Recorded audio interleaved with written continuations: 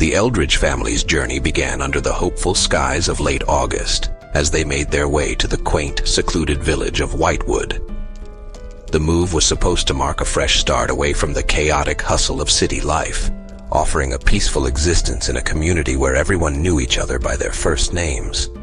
The family of four, Tom and Sarah, along with their two children, Ellie, who was 8, and 5-year-old Max, were full of optimism as they drove down the narrow, winding roads that led to their new home. The house itself stood at the edge of Whitewood, almost blending into the forest that bordered it.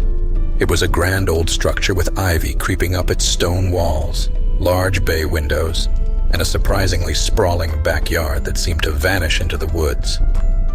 A perfect playground for Buster, their lively golden retriever, who had his head out the window, tongue lolling happily in the wind. As they pulled into the gravel driveway, the sun dipped below the horizon, casting long shadows across the garden. Tom was the first to comment on the beauty of their new home, trying to dispel the slight unease that came with the house's isolated location. "It's perfect, isn't it?" he said with a wide smile, looking over at Sarah, who nodded, her eyes taking in the house with a mixture of awe and a faint trace of apprehension. The children, blissfully unaware of any adult concerns, raced out of the car towards the front door, Buster bounding ahead in excitement. Their laughter filled the air, a comforting sound that briefly overshadowed the subtle, almost imperceptible whispers that seemed to float on the breeze. Their first evening passed in a blur of unpacking and setting up. The house, despite its age and the vague mustiness of rooms long left unoccupied, was spacious and filled with nooks and crannies that promised endless adventures for Ellie and Max. It wasn't until the next morning that the Eldridge family's dream began to unravel into something more sinister. Max, who had been up at dawn as usual, wanted to play with Buster in the backyard. When Buster didn't come running at his call, Max's small, worried face prompted Sarah to join the search. They found Buster at the edge of the woods, lifeless. The sight was horrifyingly stark against the peaceful backdrop of their new garden. Max's screams brought Tom and Ellie rushing out, their faces paling at the gruesome discovery.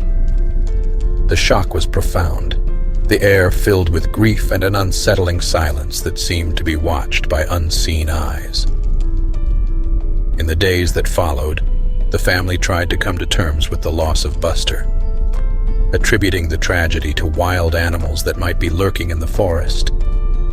But deep inside, each of them felt the heavy gaze of the house, as if the walls themselves held breaths of secrets long kept. The true horror, however, began one quiet night when Ellie, awakened by a noise, found her little brother sitting upright in his bed, staring blankly at the wall. His voice when he spoke was not his own. It was deeper, guttural, sending a chill down Ellie's spine. "They want more. They're not done," Max hissed before snapping out of his strange trance, blinking up at Ellie in confusion, unaware of the words he had just spoken. From that night on, Max's behavior grew increasingly odd. He would be found talking to empty rooms, laughing without reason, or crying out in fear from nightmares that he couldn't remember upon waking. The house seemed to hum with a malevolent energy as soon as darkness fell, shadows twisting in corners and the faint sound of whispering filling the halls. Desperate, Sarah and Tom sought help from the local priest and a medium who confirmed their worst fears. Their home was a beacon for restless spirits, and Max had become a vessel for something far beyond their understanding. As the hauntings intensified, threatening to tear the family apart, the Eldridges resolved to do whatever it took to save their son and escape the grip of their haunted home. The journey to rid Max of his possession would push them to the edges of their sanity and beyond. But they clung to the hope of reclaiming their lives from the darkness that had enveloped them. As they prepared for the battle ahead, the walls of the old house seemed to tighten around them, as if preparing for a siege of its own. The fight for Max's soul was about to begin, and it was a fight they could not afford to lose. In the heart of the night, Whitewood seemed almost otherworldly, its silence profound and unsettling. The Eldridge family lay awake, each member lost in their thoughts, the darkness around them thick with anticipation. The house creaked and groaned as if it were communicating in a language only it understood, the occasional gusts of wind causing the old timbers to shudder. Since the gruesome discovery of Buster and Max's inexplicable behavior, the atmosphere had grown oppressively heavy. The shadows seemed darker, the cold more biting. It was as though the house itself was alive, breathing slowly, watching its new inhabitants with invisible eyes. As Tom tossed in his bed, unable to find sleep, he thought he heard whispers. At first he dismissed it as the wind playing tricks, but the sound persisted, soft and insidious, seeping through the cracks in the floorboards, emanating from the walls. He sat up, his heart pounding, straining to make out the words. It was a voice, or rather, several voices, layered and overlapping, speaking in urgent, hushed tones. Leave. Dangerous. Trapped. Never free. Tom's blood ran cold. The whispers seemed to be a warning, a spectral conversation not meant for the living. He nudged Sarah awake and whispered, "Do you hear that?" Sarah listened, her face turning pale as she nodded. The whispers grew louder, more desperate. She could hear them now, clear enough to understand the peril they suggested. The couple hurried to check on the children, the eerie whispers escorting them as they moved through the dark hallway. Ellie was asleep, but they found Max sitting up in bed again, his eyes wide open but unseeing, as if he were in a trance. "Max, buddy." Tom approached him cautiously. Max turned his head slowly towards his father, his voice a low growl. "They won't let you leave. You're part of the house now." Sarah gasped, holding back tears. "What's happening to him?" she whispered, her voice shaking. "We need to get him out of here," Tom said firmly, though he knew escaping the influence of whatever haunted this house would not be easy. The decision was made to leave immediately. They packed hurriedly, throwing essentials into bags with trembling hands. All the while, the whispers continued, now interspersed with chilling laughter and the sounds of something scratching against the walls, as if clawing to get in, or perhaps ominously to prevent them from getting out.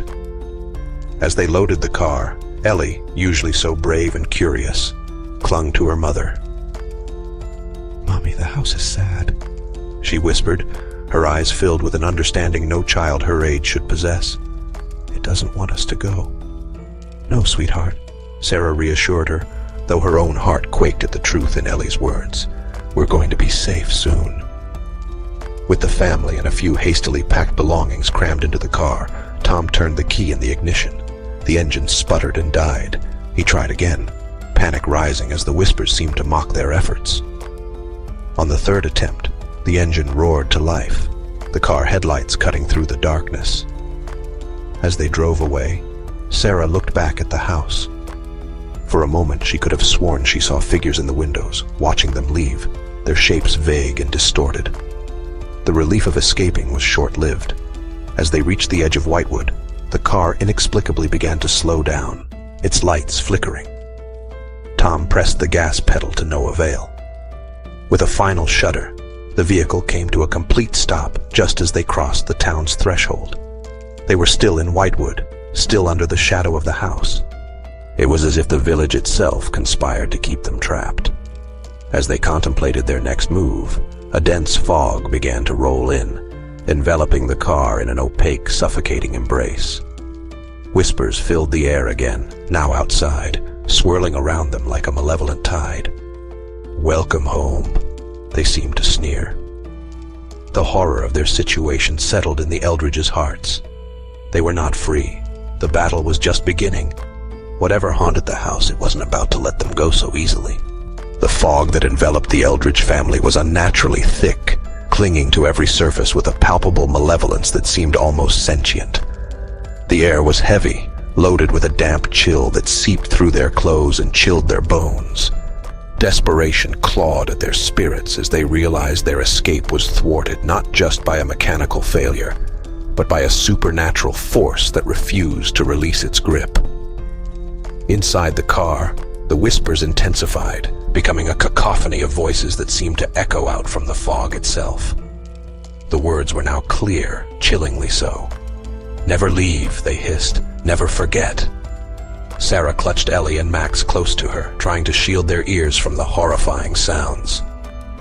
Tom, driven by a mix of fear and anger, stepped out of the car, his voice barely audible as he shouted into the fog. "What do you want from us?" The only answer was a mocking laughter that swirled around him, the voices merging into a low, ominous drone that seemed to come from the ground beneath his feet and the air above him. Realizing the futility of his demands, Tom got back into the car. He locked the doors, his face pale and drawn. "We need to go back," he said, his voice a defeated whisper. "It's the only way." Sarah's eyes widened in terror. "Back there? Tom, we can't. It's playing with us, Sarah. We might have a chance if we face it head on." "It's clear we can't leave Whitewood, not like this," Tom interrupted, his decision firm despite the trembling in his voice. With a heavy heart, they turned the car around, heading back to the house that now seemed more like a prison than ever. As they approached, the fog began to dissipate, revealing the grim silhouette of the house standing ominously against the night sky. The house looked different now, darker, more foreboding, as if it had absorbed the darkness of the night itself. They entered, the door creaking ominously behind them as it closed of its own volition. Inside, the house was pitch black, the usual moonlight that filtered through the curtains eerily absent. Tom fumbled for a flashlight, his hands shaking as he switched it on. The beam of light seemed feeble in the engulfing darkness. As they moved cautiously through the hallway, the air grew colder, and their breaths turned to mist. The walls themselves seemed to pulsate with a quiet malevolence, the whispers now replaced by a silence so deep it was oppressive. Ellie, holding tightly to her mother's hand, suddenly stopped. "Mommy, he's here," she whispered, her voice trembling. "Who, baby? Who do you see?" Sarah asked, dreading the answer. "The man in the walls," Ellie replied, her eyes wide with fear as she pointed to a dark corner of the hallway.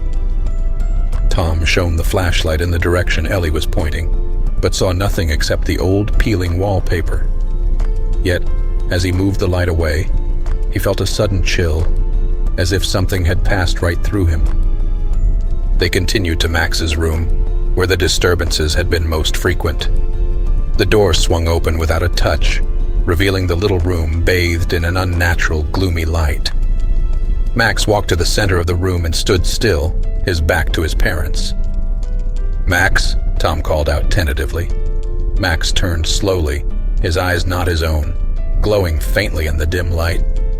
"They won't let me go," he said in a voice that was not his, a voice filled with sorrow and age. The room grew colder, and the walls began to creak and groan louder, as if the house itself was straining, building up to something terrible. Suddenly, the room was filled with shadows, swirling and coalescing into the forms of people, transparent and sorrowful. They circled around Max, whispering, touching him with their ghostly hands. Sarah screamed, rushing to her son, but an invisible force held her back.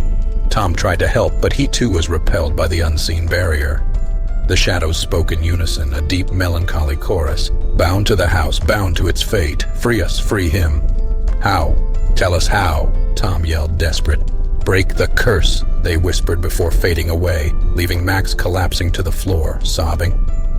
The family huddled together, the reality of their situation settling in like a heavy shroud.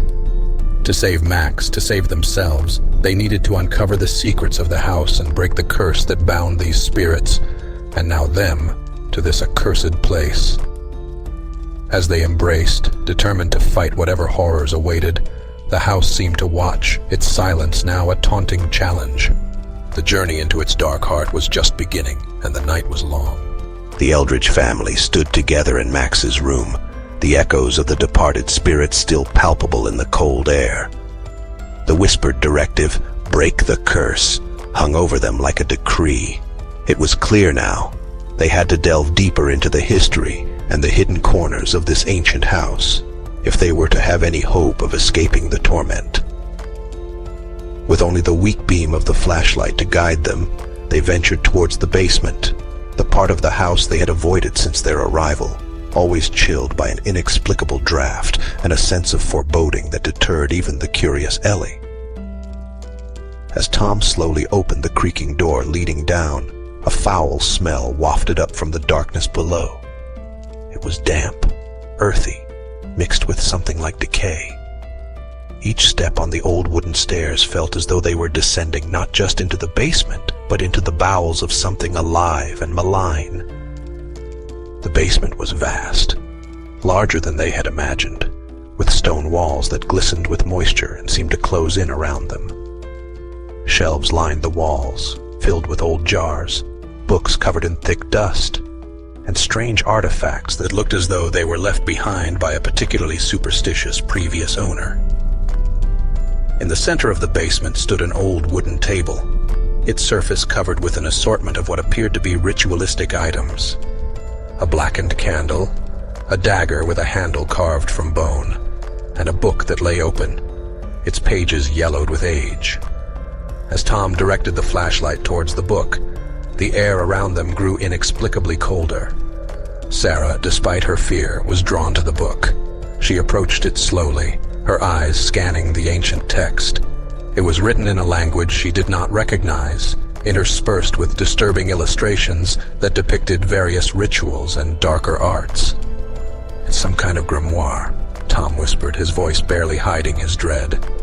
Ellie, clutching her mother's hand, pointed to a diagram on one page that showed a house remarkably similar to their own, surrounded by various symbols, and a circle of figures that seemed to be both human and spectral. "This must be it," Sarah said, her voice a mix of fear and resolve. "This book, it's connected to the house, to everything happening." As they contemplated their next move, a sudden movement in the shadows caught their eye. Something scurried in the darkness, too large to be a rat, too silent to be harmless. Tom shone the flashlight in its direction, revealing nothing but the endless stacks of old furniture and boxes that filled the far end of the basement. The family felt the darkness press in on them, and the whispers began again, louder this time, as if urged on by their discovery. "Complete the circle, break the chain," the voices moaned, an urgent, pleading tone to their cries. Tom, heart racing, turned back to the book. "There's something here about a ritual, something that was started but never finished," he said, tracing his finger along the lines of text. "I think we need to complete it to free the house and Max from whatever holds them."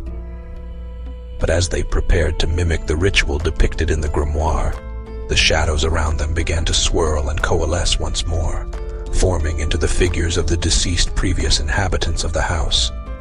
Their faces were sorrowful, eyes hollow with years of torment. "We tried," one spectral figure spoke, its voice echoing from the walls. "We failed. The curse took us all." "But why? What happened?" Sarah asked, her voice trembling. "The heart of the house, it feeds on fear, on life. It grew too strong, broke our circle, trapped us here forever," another shadow answered, its form flickering like a candle flame.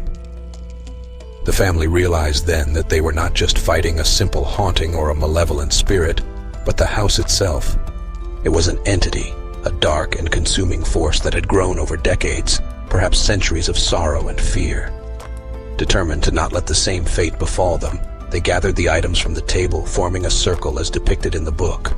The spirits watched, their forms wavering between the ethereal and the eerily corporeal as the eldridges began the incantations. Outside, the wind howled, as if the house itself was screaming in defiance. Inside, the basement grew darker, the only light now coming from the flickering candle on the table. The air was electric, charged with energy as the ritual neared its culmination. And just as the last words were spoken, the ground beneath them shuddered, a deep, rumbling growl that seemed to come from the very foundation of the house. The walls cracked, dust and debris falling like rain as the malevolent energy that had infused the building fought back, desperate to maintain its hold. The family held. The Eldridge family clung to each other, their circle unbroken despite the chaos that erupted around them. The very foundation of the house seemed to revolt against their incantations, the walls shaking as if in the throes of an angry beast waking from a deep slumber. The air was thick with a palpable malice that clawed at their resolve, trying to disrupt the ritual they desperately hoped would be their salvation. Tom's voice trembled as he continued to chant from the ancient grimoire, his eyes barely focusing on the cryptic text as the pages fluttered violently in the unseen tempest that filled the basement. Sarah, holding Ellie and Max close, repeated the words after Tom, her voice a steadying force amidst the terror. The spectral figures that had materialized from the shadows began to scream, a haunting, ear-piercing sound that seemed to come from everywhere and nowhere. Their faces twisted in agony. They were both terrifying and pitiful, trapped in an endless cycle of suffering. As the Eldridges watched, the figures started to dissipate, pulled back into the walls of the house, their cries fading into desperate whimpers. The ritual's climax was marked by a sudden surge of energy. The candle on the table burst into a brilliant blue flame that reached toward the ceiling, casting grotesque shadows that danced along the crumbling walls. The house groaned under the strain, a sound so mournful and deep it seemed to echo from the very depths of the earth. Without warning, the floor beneath them cracked open, a gaping maw that seemed to lead straight to the underworld. A foul stench rose from the abyss, the breath of decay and death, filling the room with a suffocating dread. From the depths of this new horror, a new form began to emerge, a true embodiment of the house's dark heart. It was a creature made of shadows and despair, its eyes burning coals of hatred. As it ascended from the hole, the temperature dropped sharply, frost forming on the old stone walls, a stark contrast to the heat emanating from the entity. The family recoiled in horror, but they knew their only chance was to finish the ritual. Tom, his voice cracking, continued to chant louder over the creature's malevolent growls. The entity, sensing its imminent banishment, lashed out, a tentacle of shadow striking out like a whip. Sarah screamed as the shadowy appendage brushed past her, its touch like ice. Ellie cried out, her small voice drowned by the roaring of the creature and the house. Max, his eyes wide with terror, suddenly began to convulse, the spirit inside him fighting to maintain control as the house itself battled for survival. "Hold on, Max, hold on!" Sarah cried, tears streaming down her face as she pulled him closer, trying to shield him with her own body. The creature roared, a sound so terrifying it seemed to shake the very soul. And with a final surge of power, it lunged at the family. Tom reacted instinctively, throwing the dagger from the table towards the heart of the beast. The blade, glowing with a spectral light, sailed through the air and struck true, burying itself deep within the shadowy form. A deafening screech filled the room as the creature writhed, its form disintegrating into a cloud of darkness that quickly evaporated like mist under the sun. The ground trembled, and then, as suddenly as it had opened, the chasm in the floor sealed itself, leaving no trace of the nightmare that had almost claimed them. Silence fell, heavy and absolute. The family, exhausted and traumatized, remained huddled on the floor, barely believing that the horror was over. The house felt different now. The malevolent presence was gone, replaced by a sad, empty stillness. As they slowly stood, supporting each other, they noticed the spirits of the previous inhabitants appearing once more around them. This time, however, there was peace in their expressions. They nodded gratefully to the Eldridges, their forms glowing softly before fading away, finally released from their eternal torment. The sun began to rise, its light creeping into the basement through small windows. The night of terror had ended, but its scars would remain with them forever. They knew they could not stay in Whitewood, the memories of that night too vivid, the shadows of the past too deep. With heavy hearts, they left the house as the village woke, the normalcy of the morning light stark against the darkness they had endured. Whitewood would always be a part of them now, a chapter of their lives written in fear and bravery, a stark reminder of the thin veils between worlds. As they drove away, the house stood silent, its curse broken, but its walls forever echoing the whispers of the past. The Eldridges looked forward, not knowing where they would go, only that they must move forward together into a new day, forever changed by the night of unyielding darkness. The road out of Whitewood seemed longer than the Eldridges remembered, each turn and dip in the landscape heavy with the echoes of the night's horrors. The morning sun did little to dispel the chill that had settled deep in their bones, a reminder of the abyss that had almost swallowed them whole. As they drove, the silence in the car was a dense, palpable thing. Each member of the family lost in their own thoughts, processing the nightmare they had endured. Sarah kept glancing back at Max and Ellie, checking for any signs of the darkness that had touched their youngest. Max sat quietly, his eyes staring out the window, but there was a peace to his demeanor that hadn't been there since they moved to Whitewood. Ellie, clutching her favorite stuffed rabbit, seemed more subdued than usual, her innocent eyes occasionally searching her parents' faces for reassurance. Tom drove mechanically, his mind replaying the events in the basement over and over. The creature, the rituals, the voices, all of it melded into a tapestry of terror that he could barely believe was real. Yet the physical evidence was undeniable, the emotional scars even more so. As they left the boundaries of Whitewood, Tom felt a weight lift slightly, as if the land itself had been pressing down on them, urging them to turn back. But there was no turning back. Not now. Not ever. They needed to find a new place, a true sanctuary where darkness did not dwell within the walls. The family decided to stop for breakfast at a small diner a few towns over, the mundane act of eating a meal a stark contrast to the surreal nightmare they had lived. As they sat in a booth, a sense of normalcy began to seep back into their interactions. Ellie and Max even managed weak smiles as they pored over the colorful menu. Yet, as they ate, each of them felt the undercurrent of change that had been wrought within them. They spoke little of the house, focusing instead on plans for the future. They discussed finding a new home, enrolling the kids in a new school, perhaps even adopting a new pet. But beneath the surface, the memories lingered like a dark stain. It was midday when they arrived at a quaint motel to rest before continuing their journey. The normalcy of the motel room, with its 2 queen beds and a TV showing cartoons, felt oddly comforting. Yet the shadows of the afternoon sun cast long, twisting shapes across the carpet, shapes that made them uneasy. As night approached, the true test began. Would the darkness follow them? Had they truly escaped, or had a piece of it clung to them, a spectral stowaway? Tom set up a small circle of salt around their motel beds, a precaution that made them all feel simultaneously safer and more frightened.